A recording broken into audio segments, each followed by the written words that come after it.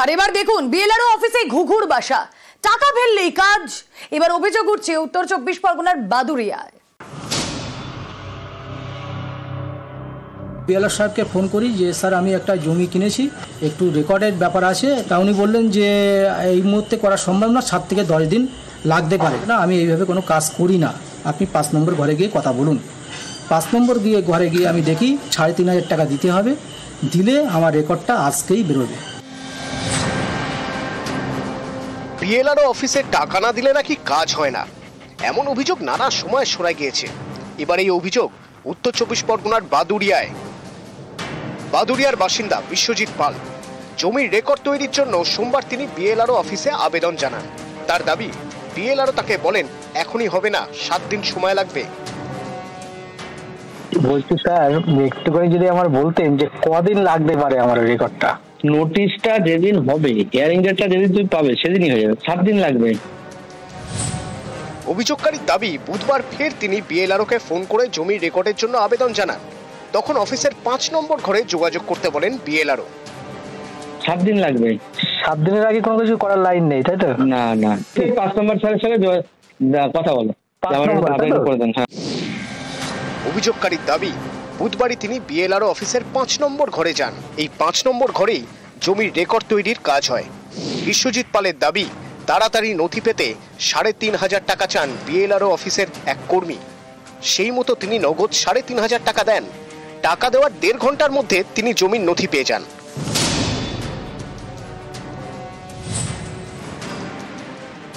সেই মুহূর্তে আমি 3,500 টাকা পেমেন্ট করি। পেমেন্ট করার 1 থেকে 1.5 ঘন্টার ভিতরে রেকর্ডের কাগজটা আমার হাতে এসে পৌঁছায়। বিএলআরও বলেছিলেন 7 দিন সময় লাগবে, তারপর বলেন 5 নম্বর ঘরে যেতে। সেখানে গিয়ে টাকা দিতেই হাতে নথি। 7 দিন তো দূর, 1.5 ঘন্টায় কাজ হয়ে গেল। এর থেকেই অনেকের প্রশ্ন, তাহলে কি এটা একটা চক্র? বিএলআরও অফিসেই কি ঘুঘুর বাসা? সেখানে কি টাকা দিলে তবেই কাজ, আর যারা টাকা দিতে পারবেন না তারা কি শুধু ঘুরেই যাবেন?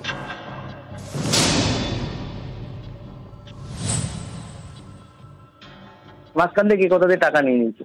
উনি যদি একটা লোককে দালালকে টাকা দেয়, তাহলে কি করে পরিশুদ্ধ হবে এই সিস্টেম? বাদুড়িয়া থেকে অনুপম সাহা, নিউজ 18 বাংলা। ঋণের ফাঁদে ফেলে কিডনির কারবার, পুলিশের জালে কিংপিন গুরুপদ জানা। বাড়ি পূর্ব মেদিনীপুরের ভূপতিনগরে। স্থানীয়দের দাবি, গত 2 মাসে গুরুপদ সম্পত্তি ফুলে ফেপে উঠেছে। প্রায় 10 কোটি টাকার জমি বাড়ি কিনে ফেলেছেন তিনি।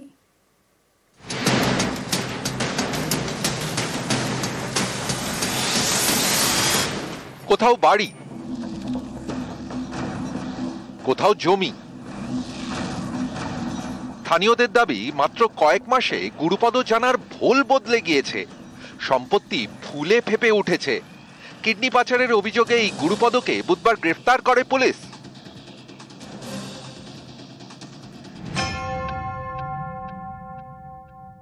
রাতারাতি খুব বড় লোক হয়ে যাচ্ছিল।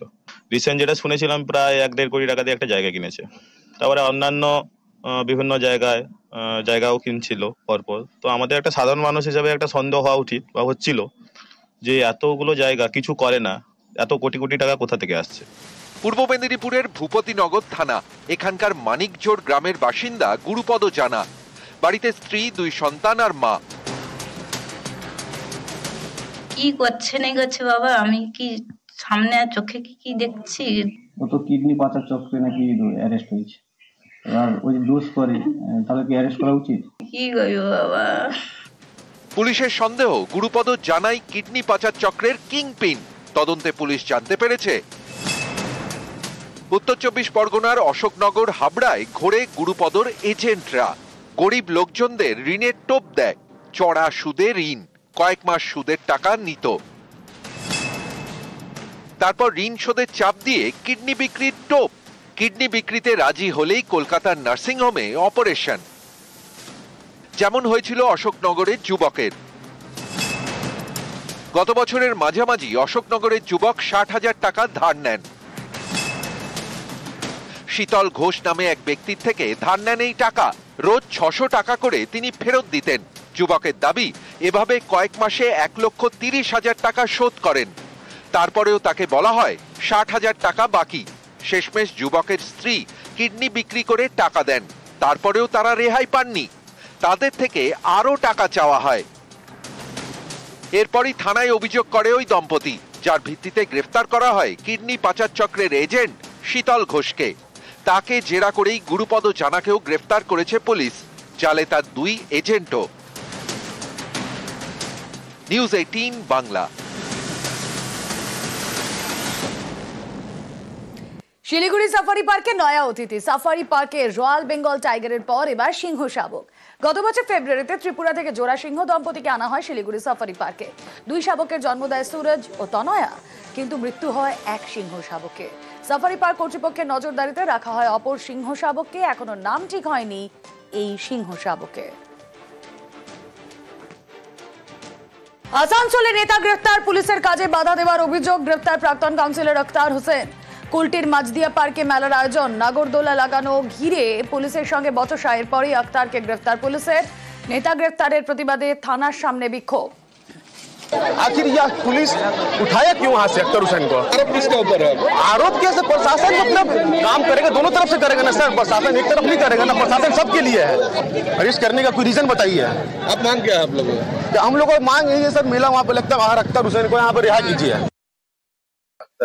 আমি বস একটু এতটুকু শুনেছি কি ভোরবেলা 4টার সময় নেমাতপুর থেকে অ্যারেস্ট করা হয়েছে। এবারে নেমাতপুর কিসের জন্য গিয়েছিল, কি করতে গিয়েছিল, কি কারণে অ্যারেস্ট করা হয়েছে সেটা আমি কিছু জানি না। আমি চাইছি কি আইন কানুনকে কোনোদিন ভায়োলেন্স করতে পারবো না, আইন কানুনকে মেনে চলি। আমার সঙ্গে যাওয়া হয়েছে, আমি ইন রিটার্ন পুলিশ প্রশাসনকে দিয়েছি। আর আইসি কুলটি আর কুলটি পুলিশ প্রশাসন খুব সুন্দর কাজ করছেন। ওনারা যেভাবে সমাজে যাচ্ছে কি আইন ল এন্ড অর্ডারকে মেনটেন করছেন, সেই জন্য মন থেকে পুলিশ প্রশাসন আর আইসি কুলটিকে ধন্যবাদ। এবার ঠিকাদারকে ধমক উপপ্রধানের, সেই ছবি আপনাদের দেখাবো। খড়দার ছবি। বন্দিপুরে নিম্নমানের সামগ্রী দিয়ে রাস্তা তৈরি। ঠিকাদারের বিরুদ্ধে অভিযোগ স্থানীয়দের। নিজেরাই রাস্তা খুঁড়ে প্রতিবাদ দেখাচ্ছেন, প্রতিবাদ করছেন স্থানীয়রা। খড়দায় ঠিকাদারকে হুমকি উপপ্রধানের। মানে যা ইচ্ছে তাই করছি। একদম বলেনি, আমাদের ফোনই করেনি, আমি জানি না। তোমার কাজ হচ্ছে বলছি, আমি কি জানিছি? আমাকে জানাইনি। পঞ্চায়েত মেম্বার যারা লেখা আছে তো তোমার কোথায় জানি, আমি জানি না। এ কাউকে না জানিয়ে কাজ করছে, বারবার করে বলা সত্ত্বেও কোনো কাজ শুনছে না। কার কথা শুনছে না? না না, এটা ভুল কথা। তোর ওয়াল করে কতটা ফিলিং আছে? হ্যাঁ ফিলিং কত? দেখুন ফিলিং দেখি, এস্টিমেট দেখি। এস্টিমেট আমি তো সঙ্গে নিয়ে কেন আসবি না কাজ করতেছে? এটা 3 ফুটের উপরে ফিলিং আছে। মেম্বার জানে? আমার তো মেম্বারকে কাকে জানাবে? জানানোর প্রয়োজন নেই। তাহলে মেম্বার তাহলে কি হওয়া দরকার? আমি তোমাকে তুমি আমাকে একবার বলবা না? আমার কথাটা শোনো, আমি এনএসকে পরশুদিন এসেছিল এনএস সাইডে। এনএস ফোন বন্ধ। তোমাকে তো একবার আমাকে জানানো উচিত ছিল। এনএসকে আমি জানিয়ে দিয়েছি যে আমি বৃহস্পতিবার দিন ঢালাই করব, আপনি সবাইকে জানিয়ে দিন।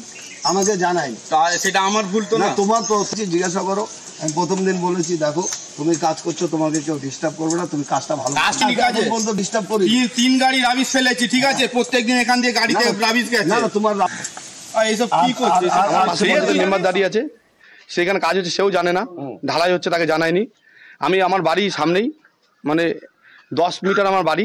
আমি প্রতিদিন এখানে এসে দেখছি যা শিডিউলে আছে, অ্যাজ পার শিডিউল ছাড়া তারা কাজ করছে। আমি বলাতে কোনো কর্ণপাত করছে না। বারবার করে আমি ভিডিওকে জানিয়েছি, ভিডিও সাহেব বলছে একদম শিডিউল ছাড়া কাজ হবে না। আমি এনএসকে জানিয়েছি, এনএসও বলছে শিডিউল ছাড়া কাজ হবে না। ওটা থেকে বোল্ডার নিয়ে এসছে, সেই বোল্ডার ফেলছে, সেখানে জল ঢুকলে রাস্তা ফেটে 2 দিন পরে ভেঙে যাবে।